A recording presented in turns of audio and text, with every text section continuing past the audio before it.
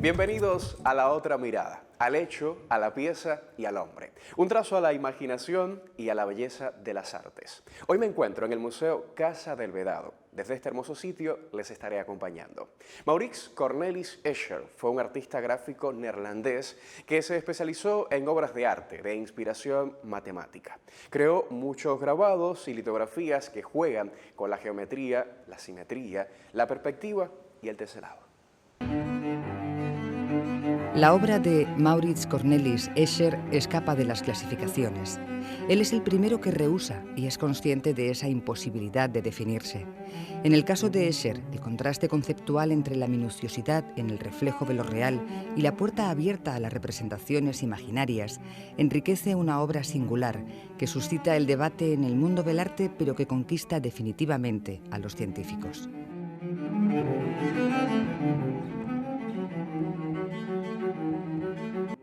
Su obra se presenta como un constante reto al reduccionismo de lo real y a nuestras limitaciones sensoriales impuestas por una forma de percibir automatizada. El mundo de Escher, o el artista Escher como tal, es difícilmente clasificable, es decir, podríamos decir que tiene diferentes recorridos y que su trabajo se puede circunscribir a dos periodos claros, uno anterior a la Segunda Guerra Mundial y otro posterior. ¿Cómo se le podría clasificar? Normalmente lo que se dice es que Escher es un artista inclasificable, fundamentalmente porque no se asigna o no se apunta a ninguna de las corrientes ni a las vanguardias durante el periodo de los años 20 y 30, que es durante su periodo de formación y durante el que conoce a Jesús de Mesquita, que es su profesor, que será el que le asesore en su formación durante esos años de preguerra.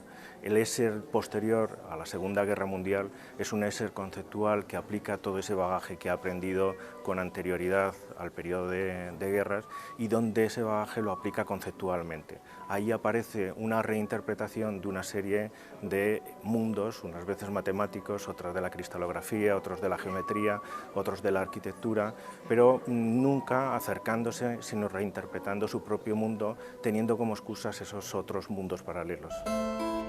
Aún en la formación de su personalidad artística, Escher se decanta por el grabado y reduce o amplía, según se mire, su gama de colores al blanco y al negro. Sus primeras obras se aferran a lo real, mostrando una predilección por los paisajes mediterráneos.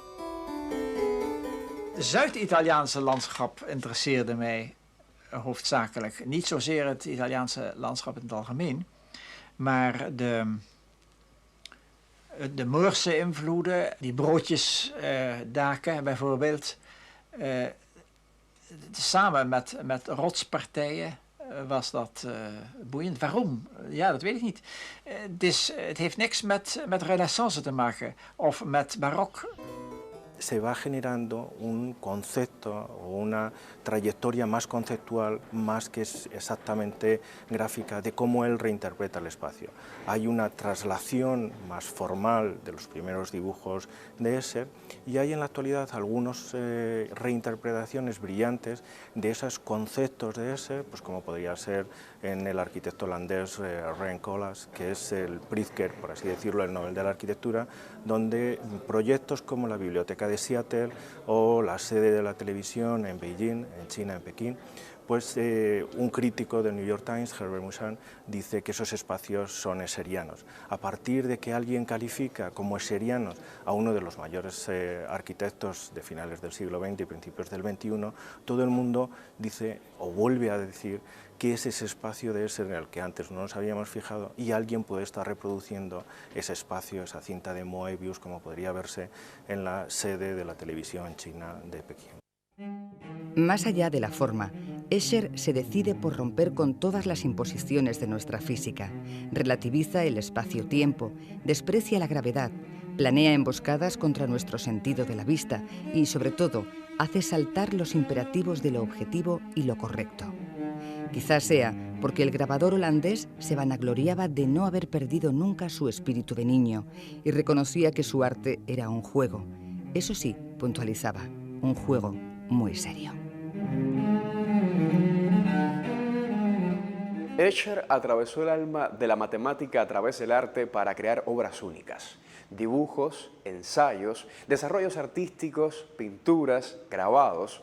Toda la producción de este genial artista holandés señala, si estamos dispuestos a jugar, indagar y entregarnos a las paradojas, incitantes caminos de descubrimiento. ¿Y si ensayamos una nueva mirada y le tomamos el gusto a la otra matemática?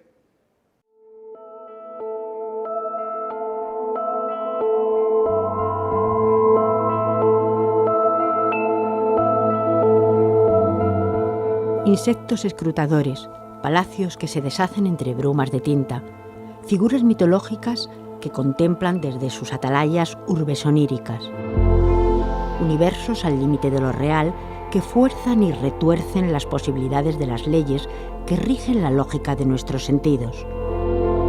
La demiúrgica obra de Maurice Cornelis Escher, casi medio siglo después de la muerte del genial artista holandés, nos sigue resultando tan misteriosa como atractiva, tan extraordinaria como esquiva a las convencionales etiquetas a través de las que, con tanta frecuencia como ingenuidad, intentamos entender y catalogar las manifestaciones artísticas.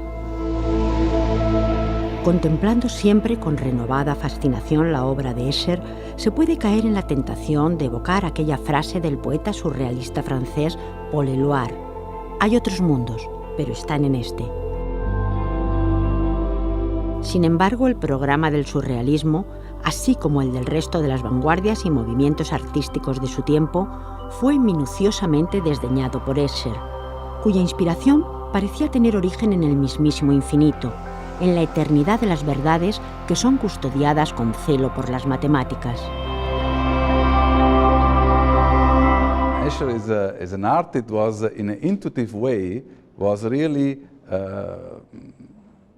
studying and describing the complexity of world. Normally, to do this, you need complex formulas, and he's doing this in very intuitive, graphic way. And this is the biggest contribution to Escher to the modern iconography. Credo che ci sono due premesse da fare. Una è che Escher è prima di tutto un artista, e la seconda è che tra l'arte e le scienze, in particolare tra le arti figurative e la geometria, c'è un rapporto molto profondo, non solo con Escher. Ad esempio, la prospettiva è geometria, ed è geometria che dialoga continuamente con l'arte. Como se puede constatar en la exposición que hasta el 25 de junio se puede visitar en el Palacio de Gaviria de Madrid, el vínculo de Escher con las matemáticas mantiene una estrecha relación con sus visitas de juventud a Granada.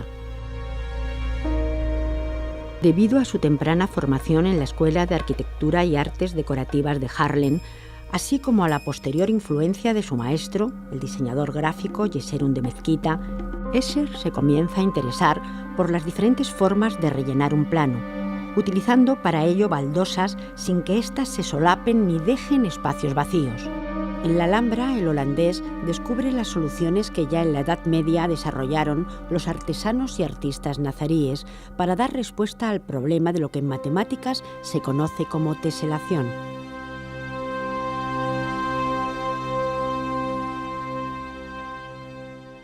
This exhibition will cover the whole artistic life of Escher, starting from the early period through Italy.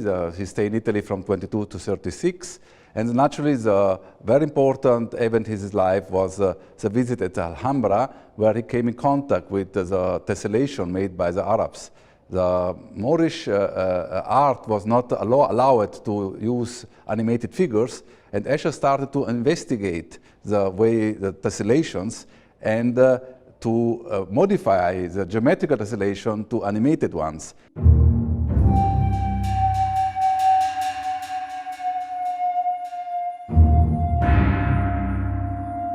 Escher non è stato un bravo studente quando era giovane, ma soprattutto dopo la seconda visita all'Alhambra, che è stato il suo momento di rivelazione di come la matematica poteva entrare nel suo lavoro di artista, Escher si è dedicato in maniera davvero profonda alla matematica, e quindi credo che Escher fosse in grado di parlare quasi sullo stesso piano con un matematico ricercatore che ha la matematica come professione.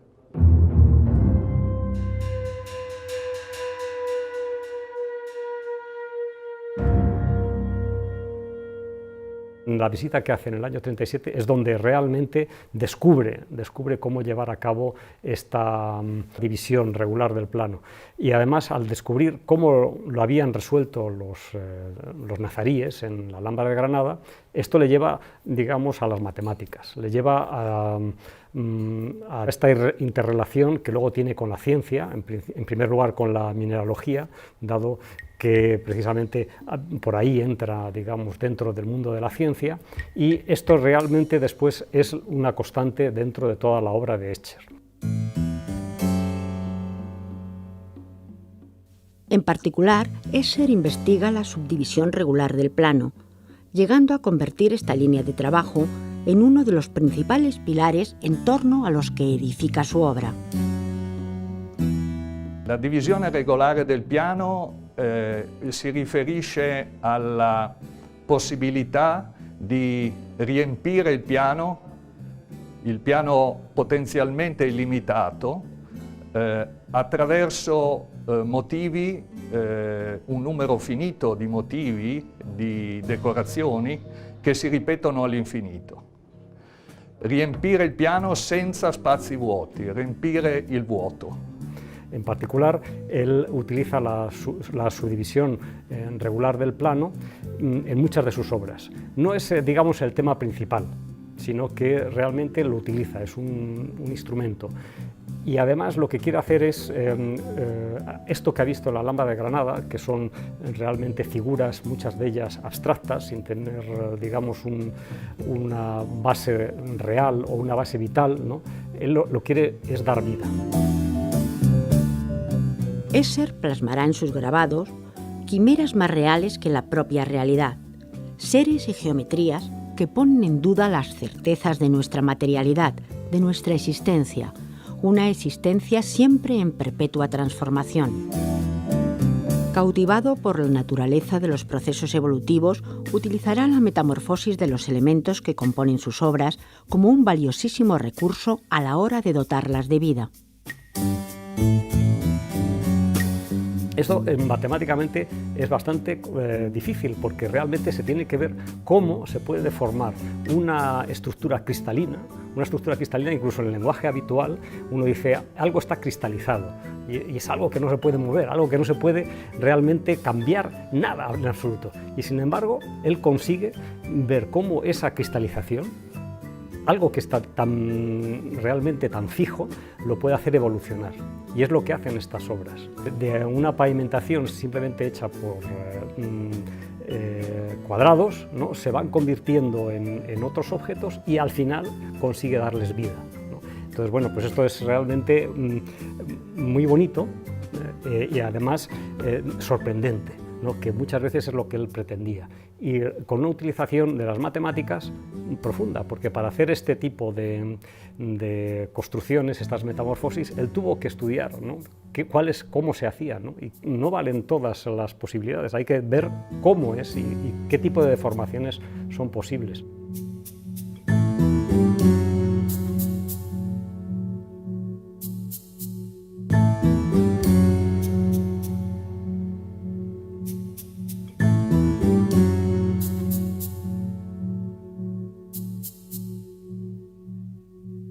È un rapporto in due direzioni, non è solo nella direzione della matematica che influenza gli artisti, ma è nella direzione anche reciproca. Gli artisti influenzano la ricerca scientifica. Le teorie della prospettiva nel 1400 sono nate dagli artisti, non sono nate nelle università o nelle accademie. Sono stati Piero della Francesca, Brunelleschi, che hanno spinto i matematici a riprendere in mano la geometria dei greci e a studiare nuovamente la geometria euclidea.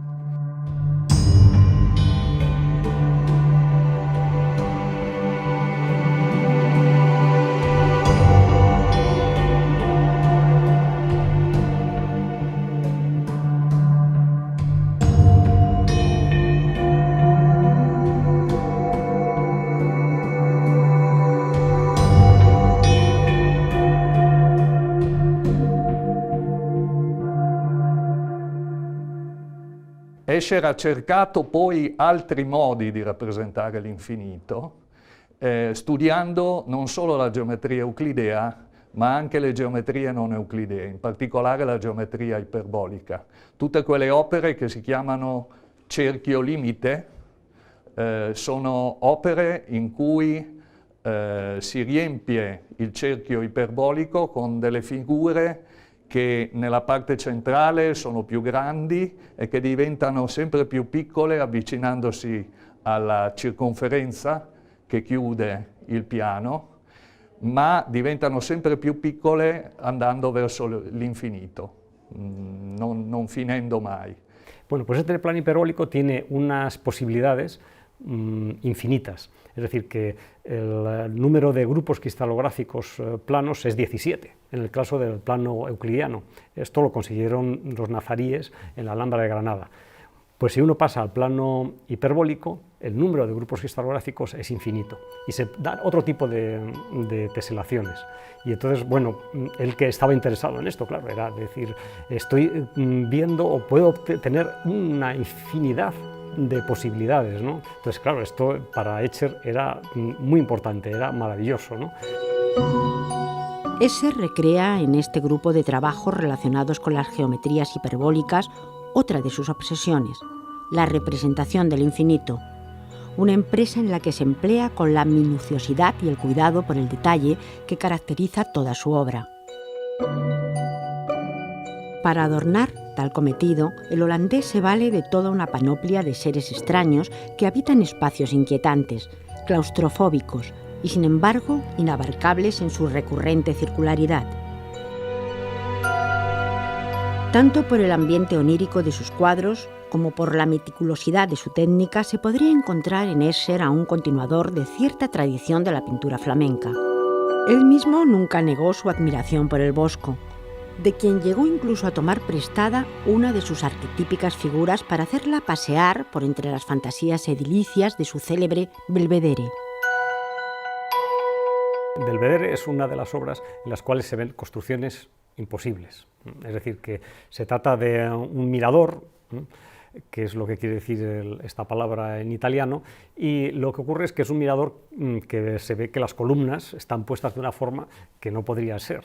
Lo que ocurre es que si uno va mirando localmente, es decir, si uno va poco a poco mirando, ve que no hay en ningún momento hay nada que rompa la estructura. Es decir, que uno podría ver esto como algo, si fuera una persona muy pequeña, ¿no? Y este mirador fuera enorme, nunca se daría cuenta de que esto no podría ser, no podría estar dentro del espacio. Sin embargo, cuando uno lo ve globalmente, entonces cuando se da cuenta de que hay una estructura que no es posible, que no se puede verificar.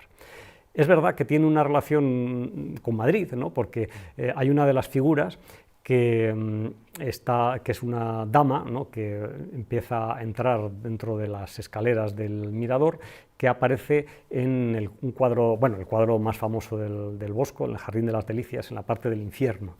Y entonces, bueno, pues es una figura que el Bosco, bueno, pues le gustó, ¿no? Porque también quiere darle una impresión también de sorpresa, ¿no? De ambiente extraño, ¿no? Porque realmente uno cuando ve la figura o ve todo el grabado, ¿no? Pues es algo nota que hay algo que le inquieta, ¿no? Esto no puede ser, ¿no? Y entonces, bueno, pues precisamente esta figura también tiende, ¿no?, a realzar digamos, esa impresión, ¿no?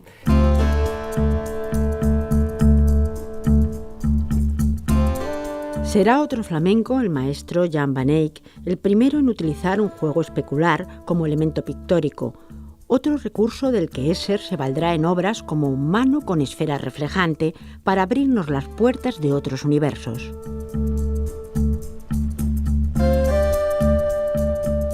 Es de la época de los años 30, ¿no? O sea, del año 38, y realmente todavía no es, digamos, de la madurez completa de Escher, pero realmente es uno de los grabados donde precisamente Escher consigue, ¿no?, meter dentro de uno de sus grabados varios mundos, ¿no? En este caso, además, de una forma completa, ¿no?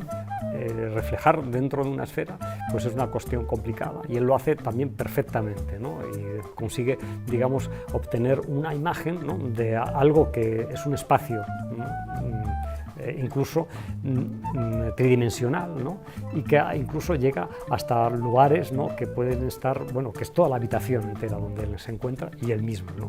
Y después aparece la mano, ¿no?, esta mano que también dice cómo casi podemos tener una mano, ¿no?, un espacio, ¿no?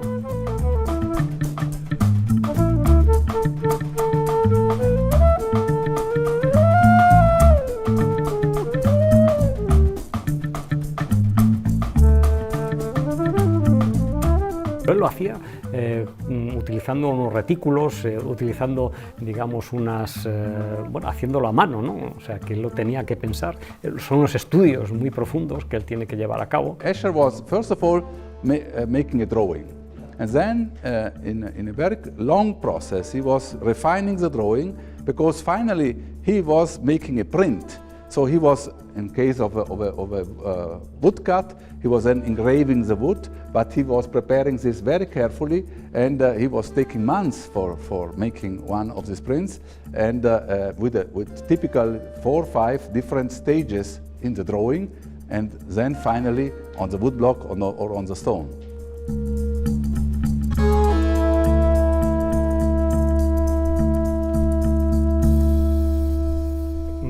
Una de las críticas que le suelen hacer los críticos es que parece que no busca la belleza, ¿no? O sea, él busca más la sorpresa, busca muchas veces el llevar a sus obras aquellas cuestiones que él consigue, que son de tipo abstracto, dentro de las matemáticas, dentro de la geometría.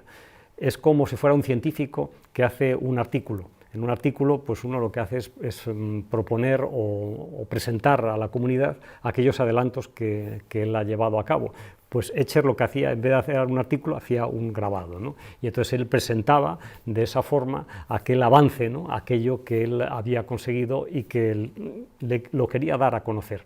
Y la forma que él le gustaba más dar a conocer algo era con una sorpresa, ¿no? De manera que una persona, cuando viera aquello, le llamara, ¿no?, le llamara incluso a investigar, ¿no?, y a saber por qué es esto, por qué estoy en un mundo diferente, por qué esto se puede deformar, por qué esto puede cubrir el plano, por qué estos animales pueden despegarse, por qué pueden pasar de una dimensión a otra.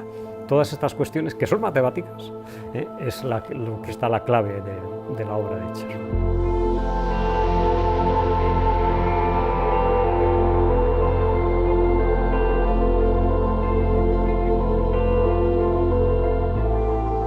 Escher ha una particolarità però, che non solo è amico della matematica, ma è stato amico anche dei matematici.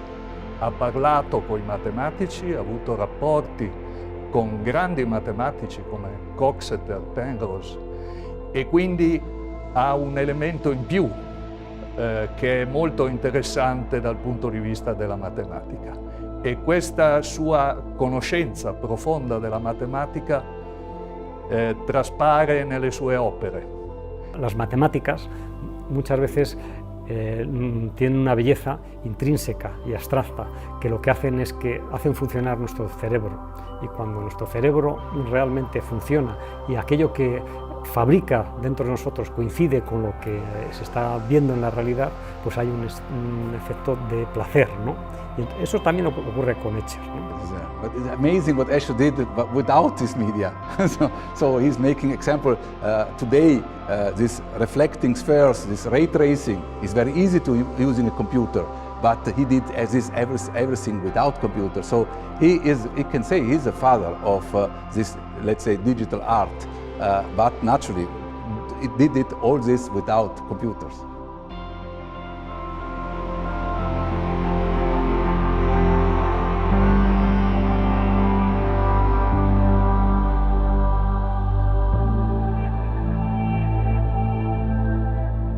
Una de las principales características de la obra de Escher es su representación de estructuras imposibles, donde las formas y los objetos parecen fluir en una continua transformación. A través de la utilización de patrones repetitivos y simetría, Escher logró crear imágenes que desafiaban la lógica y la realidad.